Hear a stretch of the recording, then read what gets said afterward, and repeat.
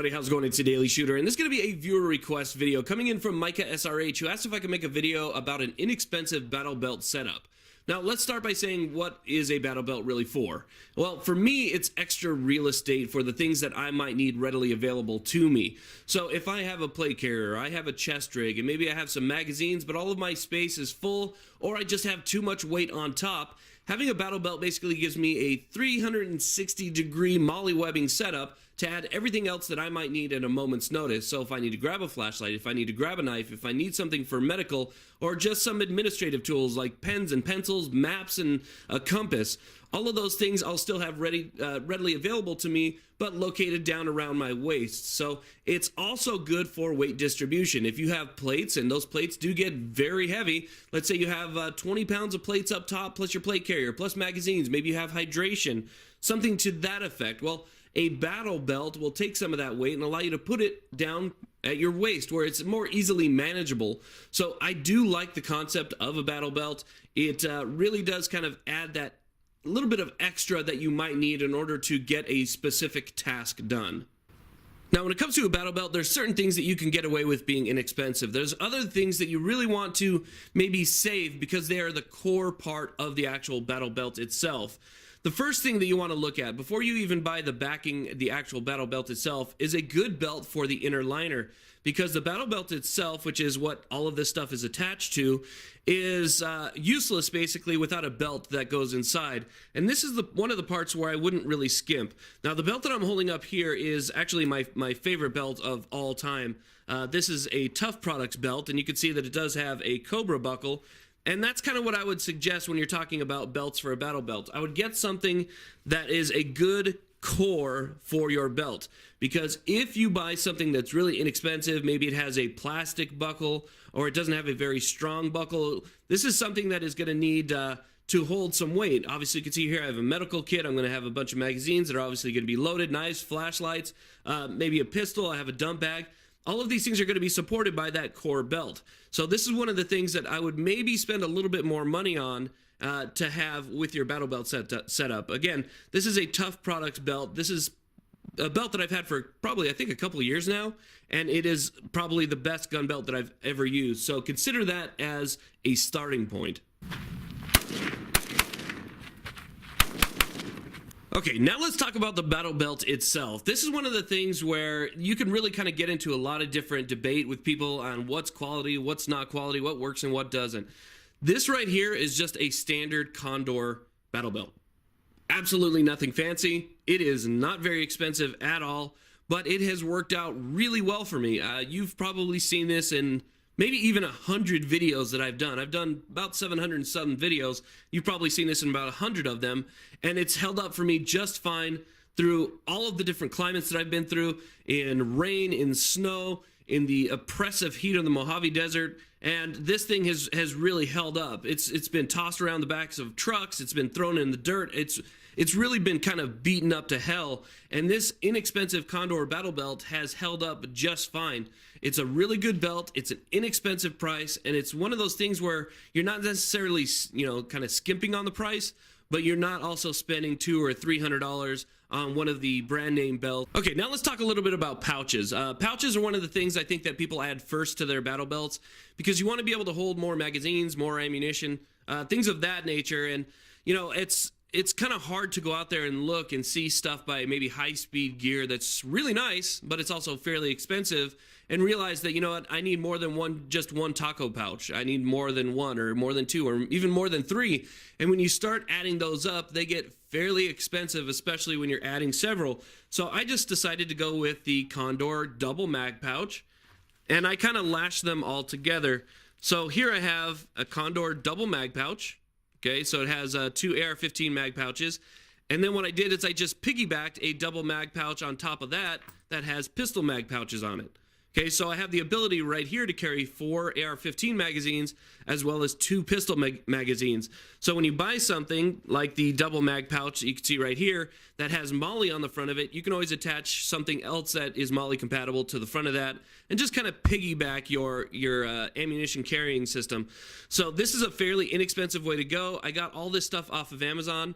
So I would definitely recommend it. Again, this is all stuff that I've had on there for a long time. So everything that's on this battle belt has really kind of spoken to the testament of time so far, at least as far as a couple years is concerned.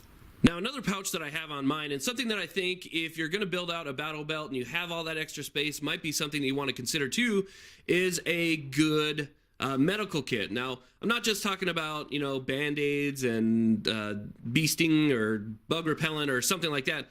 I'm talking about a real medical kit, something that could actually stop bleeding, something that could actually plug a wound, tourniquets, things of that nature. And that's what I have right here. And this is a fairly inexpensive way to go as well.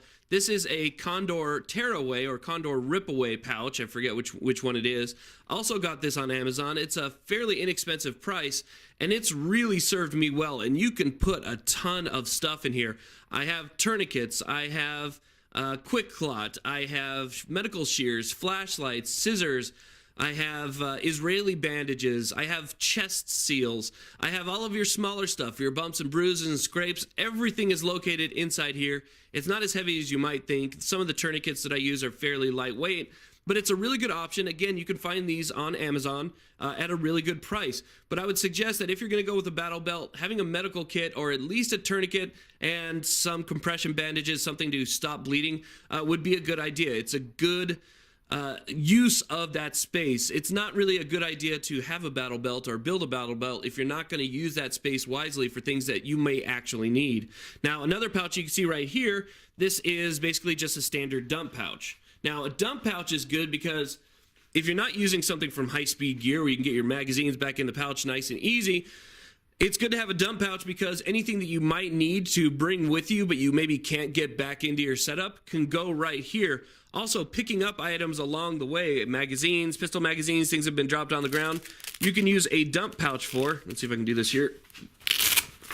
Excuse me. And basically, this little dump pouch right here just kind of opens up into a much larger pouch with a large opening where I can just take my magazines and kind of dump everything in there. I think I can fit probably about 6, maybe even 7 AR-15 magazines, pistol magazines, whatever I need to throw in that dump pouch. I can do that. So again, it's a good use of the space, and I think it only takes up about 3 MOLLE panels total. Now, I was also just talking about administrative stuff and having an administrative pouch, and that's what this is right here. This is a very inexpensive Voodoo Tactical pouch. They make some pretty good stuff at a fairly good price. So if you're talking about an inexpensive battle belt setup, using Condor and Voodoo Tactical, I think, is the way that a lot of people go because they make a product that is fairly affordable and it's going to fit your needs. So this right here is just a standard Voodoo Tactical pouch. And again, what I have in there, stuff like bandanas, I have pencils, pens, I have my map, my compass, all of the things that I would need that are not necessarily, moment of fight related, but everything I would need in order to navigate, find my way around. I have extra earplugs, things to start fires, survival equipment, things like that are all located in that little administrative pouch right there. Now, something new that I'm trying is this holster setup.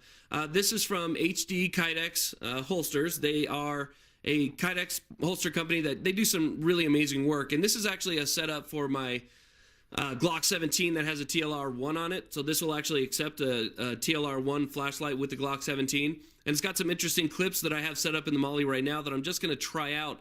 Typically what I have on here is something with a Serpa holster, and that Serpa holster gives me basically ultimate retention. So if you're talking about a battle belt and you're running around, you want something with good retention, and that Serpa holster will definitely do that. But as you know, Serpa holsters can get a little bit expensive. So if you're going to put a holster, if you're going to put a pistol holster on there, you can even consider going with maybe a Condor drop leg, something like that, so that you can get a holster and a little magazine holster and a drop leg panel for less than, I think, $20 or maybe around $20. And you can put a drop leg holster right here. It'll give you a way to put a pistol basically around your waist for a very little amount of money. Now, on my battle belt, I also like to keep a knife, a good knife, and a good flashlight. So the knife that I decided to go with is this SOG Seal Pup. It's been on this battle belt since day one, and it is a really nice knife. It is fairly inexpensive for what it is. It's extremely sharp. I like to have, if I'm going to have a knife and one specific knife, I don't want just a straight edge. I want a straight edge with a little bit of serration. It just gives me, you know, the ability to cut rope a little bit easier, maybe saw on things if I have to, if I'm by myself. But another reason that I went with the SOG Seal Pup is because it's so light. I mean, this thing is ridiculously lightweight. It's a great knife. It is full tang. It has a composite nylon polymer material handle on it that's really nice, good, and grippy. So it's a great knife. Definitely something to consider. It's not too expensive. Now, the flashlight that I decided to go with is this ThruNite TC10 V2. And some people might be wondering, you know, why go through ThruNite? Why have ThruNite on your battle belt? Well, I can tell you this. I've been testing ThruNites for a long time. I've beat the crap out of a lot of ThruNites, and this is one of the toughest ones that they actually sell. This flashlight right here has actually been through it, and it's held up really well. Another reason why I chose this flashlight for a battle belt is because if I'm out, and as you know, batteries go pretty quick. You know, if you don't have some AA's just laying around or something like that, this is a flashlight where you can charge it with any USB charging port. So if I find an old cell phone, or I have a cell phone with me with maybe a charger on it or a micro USB, I can charge this in any vehicle, just about any outlet. Anything that has USB, I can charge this flashlight back up. So I know that for the most part, I'm always going to have battery available for that. Not to mention, it's extremely bright. It has a tactical tail switch with a momentary on, also a pressure. We got pretty much everything out of this, and I think it's over 400 meters of beam distance, so plenty of light right there.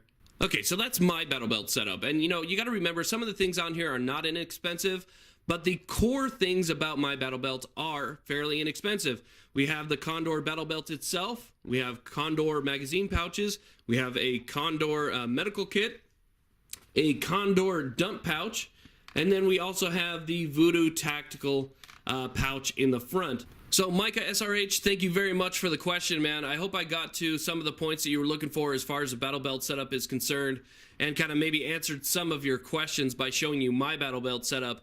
I want to thank everybody very much for watching. Please like, subscribe, and have a great day.